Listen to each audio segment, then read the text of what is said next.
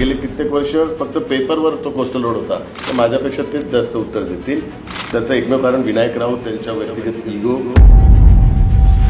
चुकीच्या लोकांमुळे, चुकीच्या लोकांच्या इगोमुळे, चुकीच्या लोकांच्या स्वार्थामुळे महाराष्ट्राचं राजकारण अत्यंत गलिच्छ झालेलं आहे. आणि ह्या दोन्ही युवराजात एक्सपोज झालेत. विनायक राऊतने अजून आगीत तेल टाकण्याचं काम केलं. पण कारण त्यांच्या भूलथापाला आता बळी ठरणार नाही, कारण त्यांच्या वचननाम्यात हिंदुत्व पण नाही आणि मराठी पण नाही. त्यामुळे स्वतःच्या वडिलांच्या जन्माला 100 वर्ष पूर्ण झाले हे पण त्यांना माहीत नाही. तर लोक बोलतात ह्याच्यात सत्ता नाही, ह्याच्या देऊ शकत नाही, ह्याला मतं तरी कशाला द्यायची. 2026च्या मुंबई महानगरपालिकेच्या अत्यंत प्रतिष्ठेच्या निवडणुकीसाठीचा शिवसेना आणि भाजप या महायुतीचा वचननामा जो आहे तो नुकताच प्रकाशित झालेला आहे.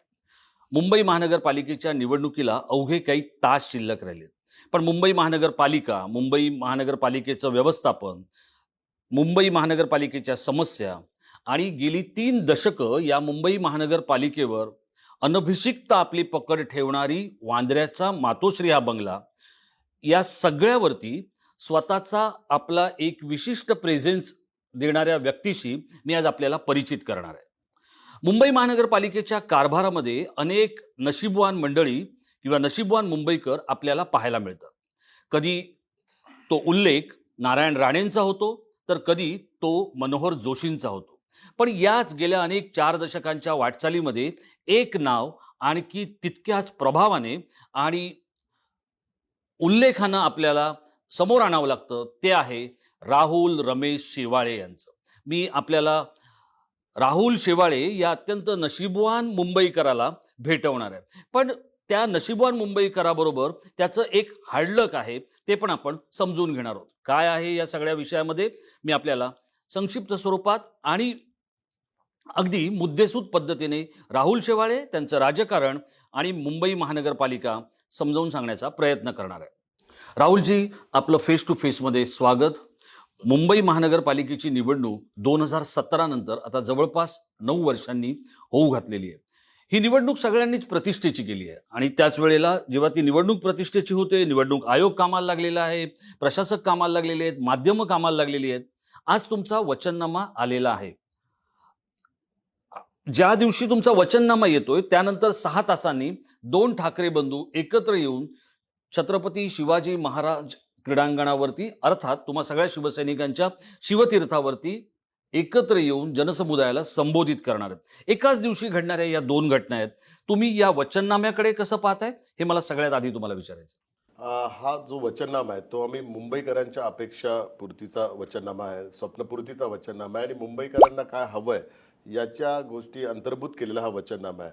मूळ मुंबईचा विषय हा पुनर्वसन, रिडेव्हलपमेंटचा हा अत्यंत महत्त्वाचा आणि गंभीर विषय मुंबईचा. आणि गेले कित्येक वर्ष, 10-15 वर्ष मुंबईतले रिडेव्हलपमेंटचे प्रकल्प रखडलेले आहेत, त्याचे धोरणात्मक निर्णय झाले नाहीत. परंतु आता राज्य सरकार जे महायुतीचं आहे त्यांनी, आणि विशेष करून माननीय उपमुख्यमंत्री ज्यावेळी मुख्यमंत्री होते त्यावेळी त्यांनी मुंबईच्या रिडेव्हलपमेंटच्या संदर्भातले धोरणात्मक निर्णय घेतले.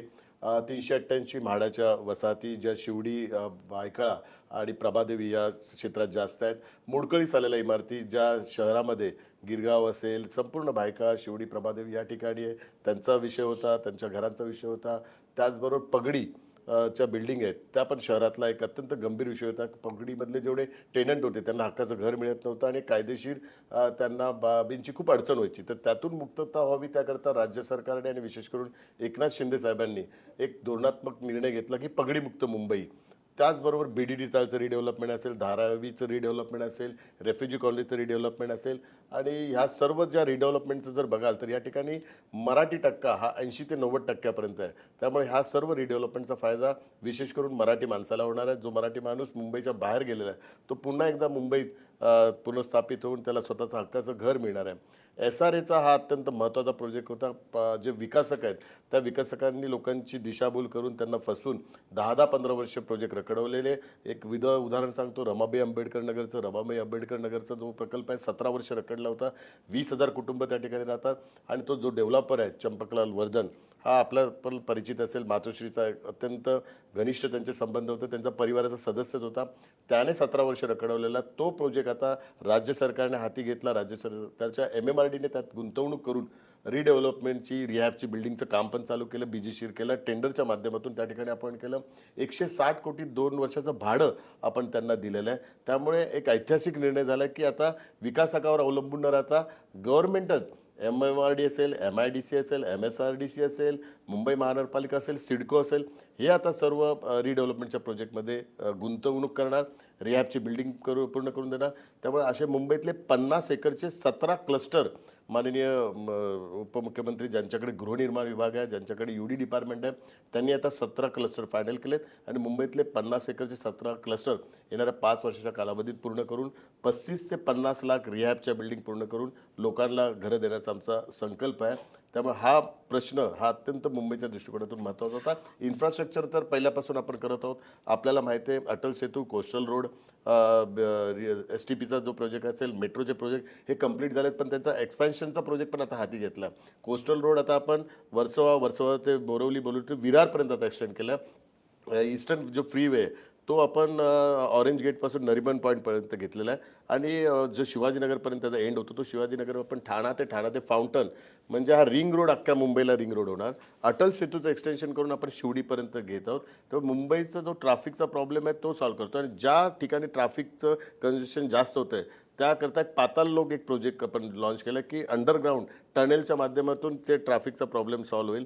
त्यामुळे मुंबईत टनेलचं पण भूमिगत एक जाळं आपण बनवतोय ज्यातून गाड्या जातील आणि वरती ट्रॅफिकचा प्रॉब्लेम होणार नाही. मित्र, राहुल शेवाळे ज्या वेळेला इतकं भडाभडा बोलतायत आणि विकासाची गंगा आपल्याला समोर आणून देत आहेत, आज ज्या कोस्टल रोडसाठी सगळी मंडळी कोस्टल रोडचं श्रेय घेण्यासाठी जे काही करतायत, या कोस्टल रोडची मूळची संकल्पना ज्या व्यक्तींची होती त्यापैकीचे पहिले 5 व्यक्ती जर आपण विचार केला तर त्यातल्या पहिल्या 2 व्यक्तींपैकी एक व्यक्ती माझ्या शेजारी बसली आहे आणि दुसरी व्यक्ती आहे सुबोध कुमार. बरोबर. राहुलजी, तुम्ही आणि सुबोध कुमार यांच्या संकल्पनेतून हे आलं हे अनेक मुंबईकरांना माहीत नसेल. नेमकं याच्यामध्ये तुम्ही काय केलं आणि सुबोध कुमारांनी काय केलं संक्षिप्त स्वरूपात सांगा. ही मूळची संकल्पना आली कुठे? ही उद्धव ठाकरेंकडे किंवा तत्कालीन मुख्यमंत्र्यांकडे पोहोचली कशी? ज्यावेळी मुंबई महानगरपालिकेचा अर्थसंकल्प स्थायी समिती अध्यक्ष म्हणून मी बनवत होतो त्यावेळी आयुक्त सुबोध कुमार होते आणि सुबोध कुमार यांनी त्यावेळी मला सुचवलं की कोस्टल रोडचं DP रिझर्वेशन डेव्हलपमेंट प्लॅनमध्ये 1970 मध्येच त्याची प्रोव्हिजन केली होती आणि 1970 पासून कोस्टल रोड 1970 पासून तो 70, हा. प्रशासनाच्या संकल्पनेत होता. संकल्पनेत म्हणजे होता. एका रात्रीत असं काही दिवा स्वप्न कोणाला दिसलेलं नाहीये. नाही, तो 1970लाच त्याचा प्लॅन केला होता. 1970लाच DP मध्ये त्याचं रिझर्वेशन पण झालं होतं. परंतु दुर्दैवानं राजकीय इच्छाशक्ती नसल्या कारणामुळे कोस्टल रोड झाला नाही. परंतु आम्ही त्यावेळी असं प्लॅनिंग केलं की मेट्रोचं काम मुंबईत चालू होणार आहे आणि मेट्रोच्या एक्स्कव्हेशनमध्ये जे सॉईल निघेल ते मुंबई बाहेर टाकावं लागेल आणि ते एवढे क्वांटिटी असणार त्याची, तर त्या क्वांटिटीमध्येच कोस्टल रोड होऊ शकतो. त्यामुळे कोस्टल रोडची कॉस्ट ही 50% कमी होईल, ही आम्ही त्यावेळी आयडिया केली. मग सुबोध कुमारांनी मला विनंती केली की तू बजेटमध्ये इंट्रोड्यूस कर आणि कोस्टल रोड आपण अनाऊन्समेंट करू आणि कोस्टल रोड करता केंद्राची पण मदत घ्यायची नाही, म्हणजे आर्थिक सहाय्य नाही घ्यायचं, राज्याचं पण आर्थिक सहाय्य नाही घ्यायचं. कोस्टल रोड आपण मुंबई महानगरपालिकेच्या स्वतःच्या हिमतीवर करूया. तर त्यांना मी सांगितलं की आपण आर्थिक तरतूद कशी करणार. तर त्यांनी मला सुचवलं की जो फंजिबल FSI ती एक नवीन संकल्पना त्यांनी काढली. काही विकासक बिल्डर हे FSI चोरी करायचे, तर त्या संदर्भात त्यांनी नवीन धोरण केलं आणि त्या FSIच्या माध्यमातून प्रीमियम घ्यायचं बंधनकारक केलं आणि त्या प्रीमियमच्या माध्यमातून दर वर्षाला 2,000 कोटी आम्हाला मिळायचे. तर त्यांनी सूचना केली होती की ते 2,000 दर वर्षाला येते, त्याला मुंबई महानगरपालिकेने वापर करायचा नाही, ते केवळ कोस्टल रोडसाठी ठेवायचे. असे 5-6 वर्षानंतर 10-12 हजार कोटी त्यात जमा झाले आणि त्या माध्यमातूनच टेंडर काढण्यात आलं. त्यामुळे कोस्टल रोड हा एकमेव प्रोजेक्ट आहे ज्याच्यात बँकचं कुठलं लोन नाही, जागतिक बँकेचं लोन नाही, केंद्राचं काही त्यात आर्थिक सहाय्य नाही, राज्याचे आर्थिक सहाय्य नाही, मुंबई महानगरपालिकेच्या स्वतःच्या आणि मुंबईकरांना टोलही नाही आणि टोलही नाही आहे. तर कारण ह्या सर्वांचं जर आर्थिक सहाय्य घेतलं असतं तर टोल लावावा लागला असता.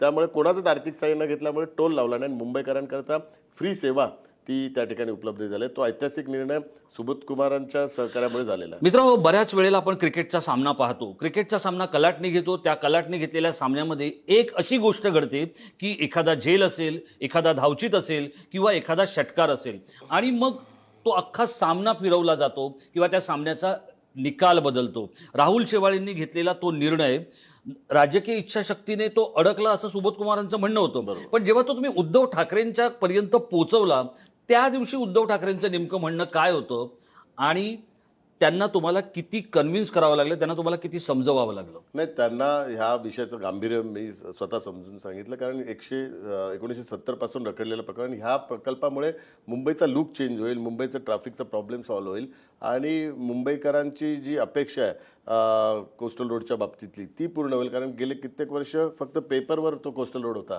तो त्याचं अंमलबजावणी झाली नव्हती. तर एक कमिटमेंट आपलं पूर्ण होईल. आणि दरवेळी मी या गोष्टीचा आग्रह करायचो की डेव्हलपमेंट प्लॅन DP हा इम्प्लिमेंट झाला पाहिजे. आपण बघाल तर संपूर्ण जगामध्ये शांघाय असेल, सिंगापूर, ज्या मेट्रो सिटीची आपण तुलना करतो की तसं झालं पाहिजे, त्यांनी वेगळं काही नाही केलं. त्यांनी त्यांचा डेव्हलपमेंट प्लॅन 100% इम्प्लिमेंट केला. आपण आपला डेव्हलपमेंट प्लॅन 20-20 वर्षाने, जर 1970 नंतर परत 20 वर्षाने डेव्हलपमेंट प्लॅन, परत 20 वर्षाने, प्रत्येक वर्षी तो इन्क्लूड करत कोस्टल रोड ठेवला, पण इम्प्लिमेंट नाही केला. आपला डेव्हलपमेंट प्लॅन फक्त 9%च इम्प्लिमेंट केला आहे. बाकी जगाने त्यांचे डेव्हलपमेंट प्लॅन 100% इम्प्लिमेंट केले. 20 वर्ष 100% इम्प्लिमेंट करतात, अपग्रेडेड करतात, मग परत 20 वर्षाने अपग्रेड करतात. तर शहराला अपग्रेडेड करत असं का जातात. होतं पण? याचं कारण असं आहे की केंद्र सरकार आणि राज्य सरकारचं मदत अत्यंत महत्त्वाची आहे. आणि राजकीय इच्छाशक्ती. आता आपण केंद्रावर ताशेरे उडवले, केंद्राला शिव्या घातल्या, तर केंद्र सरकार काय ह्याच्यात मदत करणार नाही. आणि आपण बघाल त्यावेळी पक्षप्रमुखांची नेहमीच भूमिका केंद्राच्या विरुद्ध असायची, राज्यातलं कुठलं सरकार आहे त्याच्या विरुद्ध असायची. त्या संकुचित भावनेमुळे केंद्र सरकार, राज्य सरकार मदतच करायचे नाही. DP इम्प्लिमेंट करायचं असेल तर केंद्र सरकार, राज्य सरकार हे अत्यंत महत्त्वाचे. कारण मुंबईतल्या अथॉरिटी जर बघितल्या तर त्यातल्या 17 अथॉरिटी ह्या सेंट्रल गव्हर्नमेंट आणि स्टेट गव्हर्नमेंटच्या आहे. त्या अथॉरिटींच्या परवानगीशिवाय DP इम्प्लिमेंटच होऊ शकत नाही. कोस्टल रोडचं मी सांगतो, कोस्टल रोडमध्ये माननीय मुख्यमंत्री त्यावेळेचे देवेंद्र फडणवीस साहेब यांची अत्यंत महत्त्वाची भूमिका. त्यांनी जर इनिशिएटिव्ह घेतला नसता तर कोस्टल रोड झालाच नसता. कारण याच्यात म्हणजे एकट्या उद्धव ठाकरेंचं श्रेय किंवा शिवसेनेचं श्रेय नव्हतं. उद्धव साहेबांचं त्यात आम्ही इंट्रोड्यूस केलं बजेटमध्ये, तेवढ्यापुरतच त्यांची भूमिका होती. त्यांनी काय केंद्राकडे पाठपुरावा केला नाही, त्यांनी काय राज्याकडे पाठपुरावा केला नाही. कारण त्यावेळी ते मुख्यमंत्री नव्हते, मुख्यमंत्री देवेंद्र फडणवीस साहेब होते. देवेंद्र फडणवीस साहेबांनी प्राईम मिनिस्टरचा जो वॉर रूमचा जो प्रोजेक्ट आहे त्याच्यात कोस्टल रोड घेतला. त्यामुळे आणि प्राईम मिनिस्टर यांना नरेंद्र मोदीजींना कन्व्हिन्स केलं की हा रोड खूप अत्यंत महत्त्वाचा आहे. मोदीजींनी मग एन्व्हायरमेंटचं क्लिअरन्स दिलं, CRZचं क्लिअरन्स दिलं. कारण ह्याच्या एवढ्या जाचाकाठी होत्या.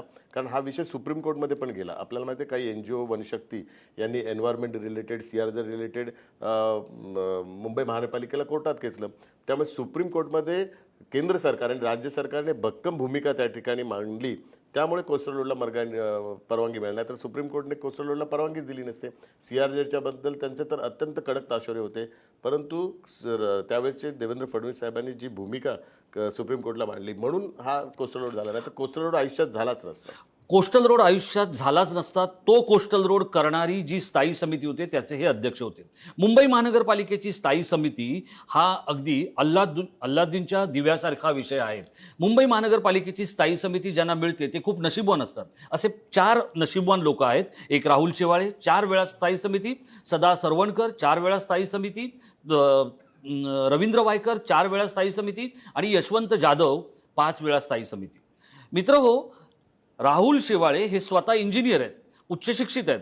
मला एक सांगा की या स्थायी समितीबद्दल असं एकदा विलासराव देशमुख म्हणाले होते की ती स्टँडिंग आहे की अंडरस्टँडिंग आहे.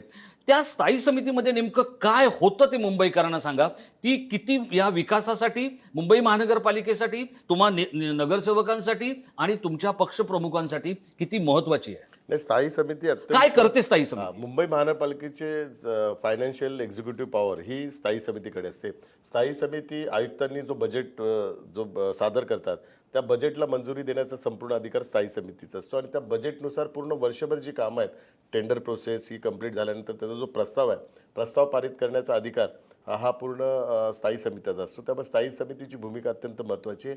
मुंबई महानगरपालिकेला, आयुक्तांना किंवा महानगरपालिकेला कुठलंही काम जरी करायचं असेल तर स्थायी समितीच्या परवानगीशिवाय ते करूच शकत नाही.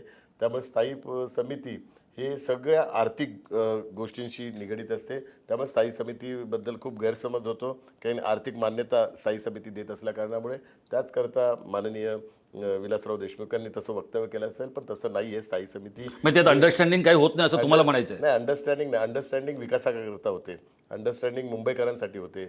आणि त्याकरता सर्व पक्ष, कारण विकासाच्या आड कुठलाच पक्ष येत नाही, मुंबईकरांच्या हिताकरता कुठलाच पक्ष आड येत नाही. ती अंडरस्टँडिंग मला कळलं. हे राजकीय उत्तर बघा. या प्रश्नातलं जे काही प्रशासकीय आहे ते तुम्ही समजून घ्या आणि राजकीय पण समजून घ्या. कारण हा इंजिनियर तरुण इतकं सफाईदारपणे सगळं पुटअप करतो की त्याच्यावर काही तडजोड होऊ शकत नाही. आज इतक्या गोष्टी होत असताना बघा, मुंबईची महापौर महिला केली, देशाची राष्ट्रपती महिला केली, स्थायी समितीची अध्यक्षा महिला का केली जात नाही? आता तर 50% रिझर्वेशन आहे. बरोबर. अनेक आपल्याकडे डॉक्टर होत्या, आर्किटेक्ट होत्या, शिक्षिका होत्या, अनेक महिला अशा होत्या की ज्या कर्तबगार होत्या, पण स्थायी समिती कोणाला दिली नाही उद्धव ठाकरेंनी. का हो, असं का झालं? माझ्यापेक्षा तेच जास्त उत्तर देतील, कारण त्यांच्या ज्या अपेक्षा पूर्ती करणारा जो आहे त्याला ते स्थायी समिती अध्यक्ष करायचे. तुमच्यावर त्यांनी अगदी मुलासारखं प्रेम केलं. म्हणजे मातोश्रीच्या किचनमध्ये अगदी बिनदिक्कतपणे जर कोणाचा संचार होत होता तर तो राहुल शेवाळेंचा होत होता. 4 वेळा स्थायी समिती. बरं, राहुल शेवाळेंनी सांगितलं त्या माणसांना वैधानिक समितीमध्ये घेतलं जात होतं. मुंबई महानगरपालिकेमध्ये राहुल शेवाळेंनी सांगितलं आणि उद्धव ठाकरेंनी नाकारलं. अशी गोष्ट मला तरी जाणवली नाही. मोठ्या एखाद दुसरी असेल पण मला नाही जाणवली, शिवसेनेचा इतका जवळचा निरीक्षक म्हणून. राहुल शेवाळे आणि उद्धव ठाकरे यांच्यामध्ये कोणत्या गोष्टीमुळे कटुपणा आला? माझ्यात कुठलाही कटुपणा आला नाही. ज्यावेळी आमदारांनी आणि माननीय मुख्य नेते एकनाथ शिंदे साहेबांनी जी भूमिका घेतली आणि त्यांच्यासोबत आमदार गेले, त्यावेळी पण आम्ही उद्धव साहेबांसोबत होतो, सर्व खासदार उद्धव साहेबांसोबत होतो. आम्ही कंप्लीट 1 महिना त्यांच्यासोबत होतो, 1 महिना त्यांच्याबरोबर चर्चा पण करत होतो. आणि त्यावेळी हीच भूमिका, त्यावेळी राष्ट्रपतीची निवडणूक होती आणि आदरणीय द्रौपदी मुर्मू मॅडम यांचं त्यावेळी उमेदवारी जाहीर झाली होती. म्हणून मी त्यांना एक सर्व खासदारांच्या वतीने विनंती केली होती की जसं माननीय हिंदू हृदय सम्राट शिवसेना प्रमुख बाळासाहेब ठाकरे यांनी प्रतिभाताईंना पाठिंबा दिला होता, तसंच आपण एक आदिवासी महिलेला ही उमेदवारी मिळाली आहे तर शिवसेनेतर्फे पाठिंबा द्यावा, ज्या इंडिया अलायन्स किंवा काँग्रेसबरोबर न जाता. परंतु त्या भूमिकेला त्यांनी मान्यता दिली नाही. त्याचबरोबर आम्ही ह्याही गोष्टीचं त्यांना कल्पना दिली की आम्ही सर्वजण निवडून आलो महायुतीच्या माध्यमातून, त्यामुळे आमचे मतदारसंघ हे महायुतीचे आहेत आणि जर पुन्हा एकदा आम्ही महायुतीच्या माध्यमातून निवडणूक लढलो नाही तर लोक आम्हाला जाब विचारतील, कारण गेल्या वेळी मतदान महायुतीच्या माध्यमातून दिलेली. म्हणून आपण भारतीय जनता पार्टीबरोबर परत पुन्हा जावं, त्यांच्याबरोबर युती करावी. आणि त्यांनी पण काही वेळा अनुकूलता दर्शवली. त्यांनी मला जबाबदारी दिली की तू भारतीय जनता पार्टीच्या लोकांशी चर्चा कर. त्यांनी अनिल देसाईंना जबाबदारी दिली की तुम्ही गुजरातला जाऊन त्यांच्या पक्षश्रेष्ठींची बात बोला. अरविंद सावंत ते केंद्रीय मंत्री होती, त्यांना तर जबाबदारी दिलेली की जे केंद्रीय मंत्री आहेत भारतीय जनता पार्टी त्यांच्याबरोबर आम्हाला सगळ्यांना चर्चा करायला सांगितली. आणि शेवटपर्यंत त्यांनी ती भूमिकेत म्हणजे चर्चाच झाली, निर्णय नाही झाला. निर्णय झालाच नाही. आणि आम्ही वारंवार त्यांना सांगितलं. शेवटचा दिवस होता जो त्यांना मी सांगून गेलो, मी कुठेच कटुता नाही निर्माण केली. त्यांना ज्या ज्या गोष्टी आहेत त्याची सगळी माहिती दिली आणि आम्ही जाणार ते पण सांगून तरी गेलो. तुमच्यावर प्रचंड प्रेम केलं, प्रचंड प्रेम केलं. साहजिक भरभरून दिलं तुम्हाला शिवसेनेने, ठाकरेंनी. भरभरून दिलं मला, शिवसेना प्रमुखांनी पण दिलं, उद्धव साहेबांनी पण दिलं. आम्ही गेलो याकरताच केवळ. आज पश्चाताप होतोय का ठाकरेंना सोडल्याचा? पश्चाताप अजिबात होत नाही. आज समाधानी आहोत आम्ही की ज्या विचारांचा जो पक्ष आहे त्या विचारांशी आम्ही कधीच तडजोड केली नाही आहे आणि ज्या वातावरणात आम्ही वाढलेलो आहे त्या वातावरणातच आज आम्ही आहे. दुसऱ्या वातावरणात, काँग्रेसच्या वातावरणात आम्हाला घुसमट होईल, आम्ही तर कधी तिथे जाऊच शकत नाही आहे. त्यामुळे आज समाधानी आहे आणि ज्या विचारांनी आम्ही लोकांच्या समोर गेलं त्या विचारांवरच लोकांनी प्रेम करून आम्हाला मतदान केलं, त्या विचारांशी आम्ही तडजोड केली नाही. माझी एक वेगळी माहिती अशी आहे, नाणार प्रकल्प जो येणार होता, धर्मेंद्र प्रधान हे तुमचे व्यक्तिगत मित्र आहेत, खासदार म्हणून आहेत आणि नेता म्हणूनही आहेत. पंतप्रधानांनी धर्मेंद्र प्रधान यांना सांगितलं होतं राहुल शेवाळेंबरोबर चर्चा करून शिवसेनेला मनवा आणि तो प्रकल्प आणा. तुम्ही प्रचंड काम केलं त्यासाठी. अनेक वेळेला तुम्ही त्या कंपनीबरोबर बोललात, आणणाऱ्या इथल्या तेल कंपन्यांबरोबर बोललात आणि हा प्रकल्प येऊ शकला नाही. यामुळे कोकण किनारपट्टीचं नुकसान झालं, महाराष्ट्राचं नुकसान झालं. या सगळ्या गोष्टींमुळे तुम्ही दुखावले होतात की आपण काहीतरी वेगळं संकल्पना मांडतो आणि ती होत नाही, हे त्याचं एक वेगळं कारण होतं, असं दबक्या आवाजात शिवसेनेत बोललं जातं. त्या आपण योग्य बोललात, ते एक कारण होतं. धारावी पण एक कारण आहे. असे जे प्रकल्पाच्या नाणारच्या बाबतीत तर मी खूप मेहनत घेतली होती. नाणार प्रकल्प हा महाराष्ट्राच्या दृष्टिकोनातून अत्यंत महत्त्वाचा होता आणि जगातला तो दुसरा का तिसरा प्रोजेक्ट होता. तो ग्रीन एन्व्हायरमेंटच्या दृष्टिकोनातून एक एन्व्हायरमेंटच्या ज्या काही नॉर्म्स आहेत 3 लाख कोटी रुपयांचा 3 लाख कोटी आणि जे आज आपण भारताला जे आर्थिक महासत्ता बनवायचं आहे आणि जे 5 ट्रिलियनचा आपला जो टार्गेट आहे त्या 5 ट्रिलियनच्या टार्गेटमधलाच 1 ट्रिलियन किंवा 1.5 ट्रिलियनचा केवळ नाणारचा प्रोजेक्टच कंप्लीट करू शकला असता. एवढी नाणारच्या प्रोजेक्टची संपूर्ण कॅपॅसिटी होती. कोकणवासियांच्या करता आणि त्यांच्या भवितव्याकरता, त्यांच्या भविष्याकरता, मुलांच्या करता पण अत्यंत चांगला प्रोजेक्ट होता. आणि देशाची जी पेट्रोलियमच्या पुरवठ्याच्या संदर्भात असेल आणि इतर ज्या विषयासंदर्भातला तो सक्षम, स्वतःचा आर्थिक सक्षम आणि त्याबद्दल आत्मनिर्भर भारतच्या दृष्टिकोनातून पण अत्यंत महत्त्वाचा प्रोजेक्ट होता. परंतु दुर्दैवाने त्या प्रोजेक्टला विरोध ह्या प्रोजेक्टला त्यांची पहिली अनुकूलता होती, परंतु काय कारण होतं नंतर त्यांनी इतर कारणं देऊन त्याला विरोध केला. जसं मेट्रो कारशेडला विरोध केला, त्याचं पण कारण समजलं नाही. कारण आपण बघाल नाही नाही नाही, आपण पुढच्या टप्प्याकडे जाण्याआधी मला एक तुम्हाला विचारायचं आहे. विनायक बघा, अनंत गीते हे ज्या वेळेला अवजड उद्योग मंत्री होते त्यावेळेला हा प्रकल्प आला महाराष्ट्रात.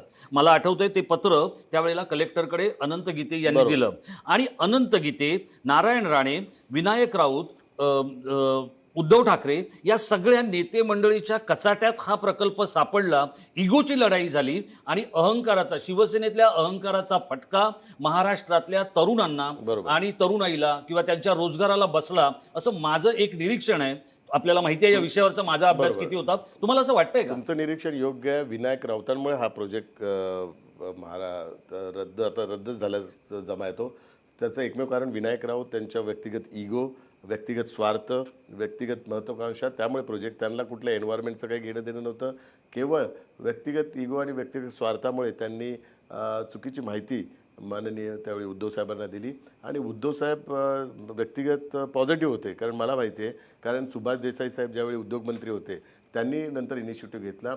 उद्धव साहेबांची विनायक राऊतांमुळे एवढी अडचण झाली की विनायक राऊतांनी त्यांना पहिलंच घेऊन गेले ह्या प्रोजेक्टच्या विरोधाच्या बाबतीत, आणि हा प्रोजेक्ट आम्ही करणारच नाही अशा घोषणा त्यांच्या मुखातून करून घेतल्या आणि पूर्ण प्रक्षोभक भाषणं पण त्यांच्या मुखातून करून घेतले. मग उद्धव साहेबांचं म्हणणं होतं की माझ्या मुखातून या सगळ्या गोष्टी करून घेतलेल्या आहेत, तर मी आता टर्न कसा घेऊ? विनायक राऊतने या सर्व गोष्टी केल्या पाहिजे. परंतु विनायक राऊतने केलं नाही. विनायक राऊतने अजून आगीत तेल टाकण्याचं काम केलं आणि त्याचं फळ त्यांना या निवडणुकीत भोगावं लागलं. निवडणुकीत लोकांनी नाकारलं ह्याच कारणामुळे, कारण कोकणाला एक मोठं उपलब्धी होती, कोकणाकरता एक मोठी संधी होती तरुणांकरता. एक नवीन सिटी त्या ठिकाणी बनणार होती. आपल्याला माहिती आहे त्यांचा प्लॅन जर बघाल आपण, आधुनिक त्यांना हॉस्पिटल या सगळ्या बेसिक ॲम्युनिटीज त्या ठिकाणी मिळणार होत्या आणि एन्व्हायरमेंटला कुठलाही त्रास होणार नव्हता याची, कारण वर्ल्डचा सर्वात बेस्ट प्रोजेक्ट होता. पण दुर्दैवाने कोकणातली ती एक मोठी संधी गेली. महाराष्ट्राच्या रेव्हेन्यूच्या दृष्टिकोनातून पण एक मोठं नुकसान झालं आहे. महाराष्ट्राच्या GDPमध्ये ग्रोथ करणारा तो महत्त्वाचा प्रोजेक्ट होता, एक गेम चेंजर प्रोजेक्ट होता, जो आता वाढवणचा जसा प्रोजेक्ट आहे, जसा गेम चेंजर, त्याच धर्तीवर हा प्रोजेक्ट होता. पण दुर्दैवाने केवळ चुकीच्या लोकांमुळे, चुकीच्या लोकांच्या इगोमुळे, चुकीच्या लोकांच्या स्वार्थामुळे मोठं नुकसान झालेलं आहे आणि त्याचं फळ ह्यांना भोगावं लागलं. मला सांगा, विनायक राऊतांनी या सगळ्या पर्यावरणाला विरोध किंवा या प्रकल्पाला विरोध केला, त्याचा फटका बसला. राहुल शेवाळेंना मुंबईतल्या लोकसभेच्या निवडणुकीमध्ये नेमका कशाचा फटका बसला? अति आत्मविश्वासाचा की अनिल देसाईंच्या व्यक्तिमत्वाचा, चारित्र्याचा, चांगुलपणाचा, निष्ठेचा, नेमका कशाचा? नाही, मला जो फटका बसला लोकसभेत, आपल्याला माहीत असेल पहिला टप्पा आणि दुसऱ्या टप्प्यात. नाही, तुम्ही अति आत्मविश्वासू होतात? नाही, अति आत्मविश्वास नव्हता मी. पूर्ण कधीच अति आत्मविश्वास करत नाही. या निवडणुकीत ज्या गोष्टींची कमतरता दिसून आली ती आम्हाला कळलीच नाही. ती लोकसभेचे 4-5 टप्प्यात झाल्या आणि आपलं निवडणूक 5व्या टप्प्यात झाली. पहिल्या 2 टप्प्यात देशामध्ये एक वेगळी सुप्त लाट दिसून येत होती. त्याची कल्पना येईपर्यंत उशीर झाला होता. 400 पारचा जो नारा होता त्यामुळे एक भीतीचं वातावरण एक विशिष्ट समाजामध्ये निर्माण झालं होतं, विशिष्ट धर्मामध्ये निर्माण झालं होतं. आणि त्याचबरोबर संविधानाच्या बाबतीत जे वक्तव्य काही नेत्यांनी केलं होतं त्याच्याबद्दल कुठेच भारतीय जनता पार्टी असेल यांनी कुठेच खुलासा केला नाही आणि त्या नेत्यांवर कुठली कारवाई केली नाही. त्यामुळे संविधानाच्या बाबतीत पण भीती निर्माण झाली संपूर्ण समाजामध्ये आणि एक भीतीचं वातावरण निर्माण झालं की 400 पारनंतर आले तर संविधान बदलू शकतात. त्यामुळे एक भीतीपोटी आणि ह्या सगळ्या गैरसमजापोटी लोकांनी मतदान त्यावेळी इंडिया अलायन्सला केलं. लोकसभा हरल्यानंतर त्याचा फटका तुम्हाला दिसून येईल की मला लॉस अणुशक्तीनगर आणि धारावीमध्ये झालेला आहे. तर या दोन्ही ठिकाणी समाजाचं म्हणजे मुस्लिम, थोडक्यात मुस्लिम आणि दलितांनी पाठ फिरवली तुमच्याकडे, असं तुमचं बरोबर, मत आहे. होय. मला तुम्हाला हे विचारायचं की त्यानंतर विधानसभा निवडणुका झाल्या, तुम्हाला संधी होती, पक्षातले एक प्रमुख नेते तुम्ही होतात, तुम्हाला संधी होती विधानसभेतून मुख्य प्रवाहात राहण्याची, ती संधी तुम्ही का नाकारली? नाही, मला माननीय मुख्य नेते एकनाथ शिंदे साहेबांनी सांगितलं होतं की चेंबूर किंवा धारावीला विधानसभेला निवडणूक लढवावी, परंतु मी त्यांना हे तुम्हाला खाली यायचं नव्हतं, नाही, राज्यात खाली यायचं नव्हतं? नाही प्रश्न, कारण नुकतंच 6 महिन्यापूर्वी लोकसभेची निवडणूक झाली होती आणि 6 महिन्यापूर्वीच लोकांपर्यंत मी गेलो होतो आणि त्या लोकांनी काही कारणास्तव आपल्याला नाकारलं किंवा मतदान झालं नाही, तर पुन्हा 6 महिन्यानंतर त्यांच्यासमोर जाणं मला उचित वाटलं नाही. पुन्हा एकदा आपण काम करून आणि लोकांचं मन जिंकून, लोकांचा आत्मविश्वास जिंकून पुन्हा त्यांच्यासमोर लोकसभेच्याच निवडणुकीला सामोरं जावं, हा मनात मी निश्चय केला होता. म्हणून मी विधानसभेच्या निवडणूक लढवली नाही आहे आणि आमचे जे कार्यकर्ते आहेत त्यांना ती संधी दिली. नाही, मला एक सांगा, तुम्ही खूप तरुण आहात, अगदी ग्रासरूट पासून येऊन तुम्ही इथपर्यंत पोहोचलात. खरंच राजकारण इतकं भावनेच्या आधारे, की जसं तुम्ही म्हणताय की 6 महिन्यापूर्वी नाकारलं होतं, आता पुन्हा कसं जाणार, असं खरंच राहिलंय? आता बघा, या पक्षात सकाळी एक माणूस एका पक्षात असतो, तर तो संध्याकाळी त्याचं काही दुपारी संध्याकाळच्या चहाला काही बिनसलं तर रात्रीच्या जेवणाला तो तिसऱ्या पक्षात असतो. हे ज्या वेळेला तुम्ही पाहताय त्यावेळेला नेमकं तुम्हाला काय वाटतंय? नाही, ते आता आणि त्याला तुम्ही स्वीकारताय सगळी नेते मंडळी? नाही, महाराष्ट्राचं राजकारण अत्यंत गलिच्छ झालेलं आहे आणि व्यक्तिगत आरोप आणि कुठलीही तारतम्य बाळगत नाही, कुठलं नीतिमूल्य बाळगत नाही. अशा वेळी आपण बोलतात तर अशी भूमिका ठेवणं हे आता पण कठीण होत चाललेलं आहे.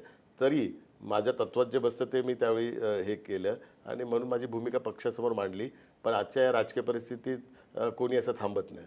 मला सांगा, हे आत्ता तुम्हाला इथे संसदीय पद्धतीमध्ये फटका बसला, तुम्ही पक्षाच्या पातळीवर, संघटनात्मक पातळीवर काम करताय, असं म्हटलं जातं एकनाथ शिंदेंच्या, जसं पूर्वी ठाकरेंच्या बाबतीत म्हटलं जायचं की महापालिकेमध्ये जर काही करायचं असेल तर राहुल शेवाळे यांची किंवा रवींद्र वायकर यांची परवानगी नसेल तर त्याला महापालिकेमध्ये काही फार प्रगती किंवा फार चांगले दिवस काही दिसतील असं समजलं जात नाही. आता शिंदेंच्या शिवसेनेमध्ये सुद्धा तसंच आहे, तुमच्याशिवाय पान हलत नाही, तुम्ही ठरवता तेच लोक येतात, तुम्ही ठरवलं तर त्या लोकांना तिकीटं मिळतात, नाही मिळत. हे सगळं काय आहे? तुम्ही पक्ष ताब्यात घेतलाय जसा मातोश्री घेतलं होतं तसं? नाही, इथे अगोदर पण तसं नव्हतं, इथे पण तसं नाही. इथे माननीय मुख्य नेते एकनाथ शिंदे साहेब स्वतः निर्णय घेतात. आम्ही सर्वजण मुंबई महानगरपालिकेच्या निवडणुकीच्या संदर्भात एक टीम वर्क केलेलं आहे. सध्या आता मला मुख्य नेते एकनाथ शिंदे साहेबांनी मोठी जबाबदारी दिली आहे.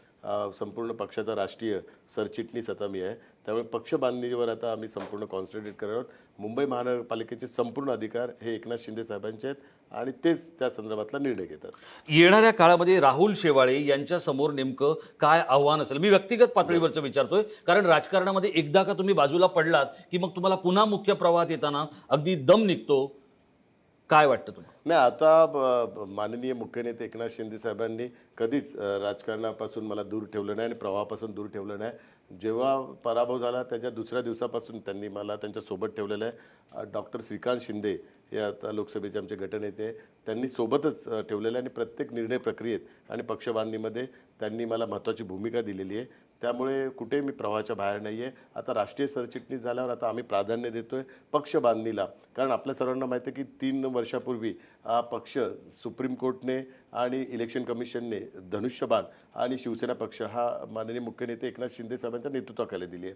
त्यामुळे आता आम्हाला चॅलेंजिंग जॉब आहे की इलेक्शन कमिशनचे नॉर्म्स फुलफिल करायचे आणि पक्ष बांधणीचे, कारण त्यावेळी उद्धव साहेबांनी वंदनीय हिंदू सम्राट शिवसेना प्रमुख बाळासाहेब ठाकरे यांची 1998ची घटना पाळली नाही, त्याची अंमलबजावणी नाही केली, म्हणून सुप्रीम कोर्टाने आम्हाला हा पक्ष आणि धनुष्यबाण दिलेलं आहे. आता आमच्याकडे चॅलेंज आहे की 1998ची जी घटना आहे बाळासाहेबांची, त्या घटनेनुसारच काम करायला पाहिजे, त्या घटनेनुसारच संघटनात्मक बांधणी झाली पाहिजे आणि तरच इलेक्शन कमिशन, कारण इलेक्शन कमिशनमध्ये आणि सुप्रीम कोर्टात अजूनही आमच्या केसेस पेंडिंग आहेत ज्या या विषयासंदर्भातल्या, तर त्या निकाली लावायच्या असतील तर पक्ष बांधणी आणि पक्ष संघटनात्मक इलेक्शन कमिशनचे नॉर्म्स आहेत ते फुलफिल करायला पाहिजे.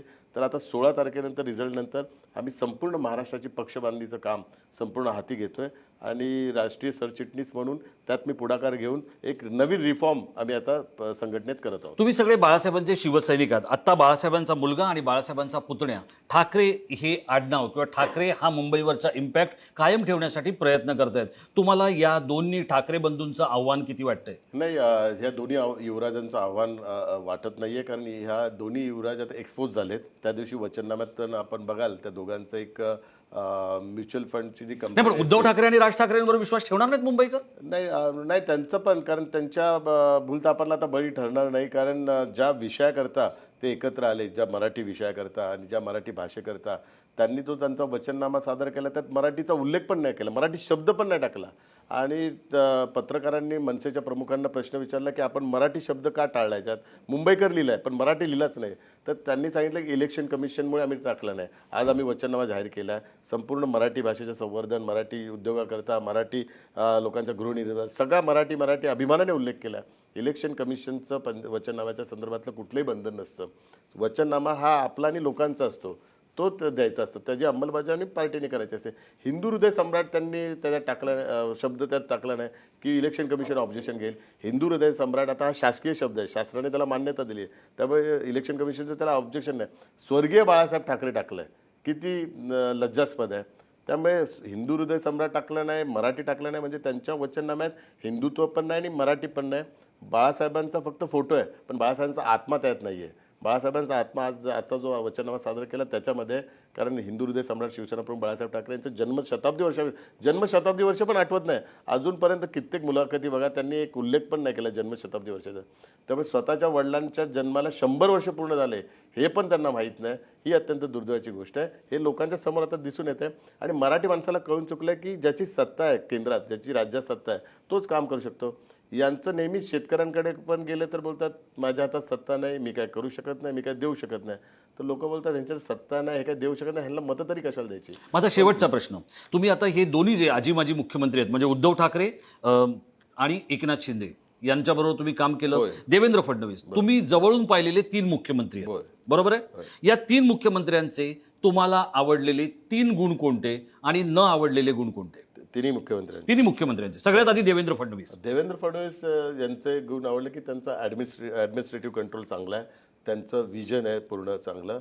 आणि महाराष्ट्राच्या ग्रोथमध्ये ज्या ज्या गोष्टी करायच्या, ज्या अपग्रेडेड टेक्नॉलॉजी असेल तर त्या इन्क्लूड करून महाराष्ट्राला पुढे नेण्याचा त्यांचा जो संकल्प आहे, त्या गोष्टी आवडतात. उद्धव ठाकरे. उद्धव साहेबांचं ज्यावेळी त्यांची मुख्यमंत्री कारकीर्द होती, त्यांनी खऱ्या अर्थाने त्यांच्या चांगल्या गोष्टी सांगू शकत नाही, पण चांगल्या गोष्टी केल्याच नाहीत त्यावेळी. परंतु त्यावेळी त्यांनी आता काय आम्हाला भेटायचंच नाही तर कशा काय चांगल्या गोष्टी आम्ही सांगणार त्या संदर्भात. एकनाथ शिंदे. हां, त्याला शिंदे साहेबांचं सांगू शकतो. शिंदे साहेबांनी 24 तास पूर्ण ज्या मुख्यमंत्री कारकिर्दीत काम केलं, त्यांनी 24 तास लोकांसाठी अवेलेबल राहिले. सामान्य शिवसैनिकापासून महाराष्ट्रातल्या कानाकोपऱ्यातल्या लोकांना वर्षा बंगला हा आपलासा वाटला पूर्ण. आणि झटपट निर्णय घेतले त्यांनी, जे काही निर्णय घेतले ते झटपट. आणि त्यांनी सामाजिक बांधिलकी जोपासून लाडकी बहीण असेल, शेतकऱ्यांचे असेल, या प्रत्येक समाज घटकाला न्याय देण्याचं काम त्यांनी केलं आणि ते शॉर्ट टर्ममध्ये केले. त्यांनी सर्वात जास्त कॅबिनेटमधले जे निर्णय असेल ना, तर रेकॉर्ड ब्रेक निर्णय, आपण जर एखाद्या मुख्यमंत्र्याच्या कारकिर्दीतला सर्वात जास्त रेकॉर्ड ब्रेक त्यांनी निर्णय घेतला. आणि सर्वात जास्त रेकॉर्ड ब्रेक त्यांनी दौरे केले या 2.5 वर्षाच्या कालावधीत. हे त्यांचे चांगले गुण आहेत. हे आहेत राहुल शेवाळे.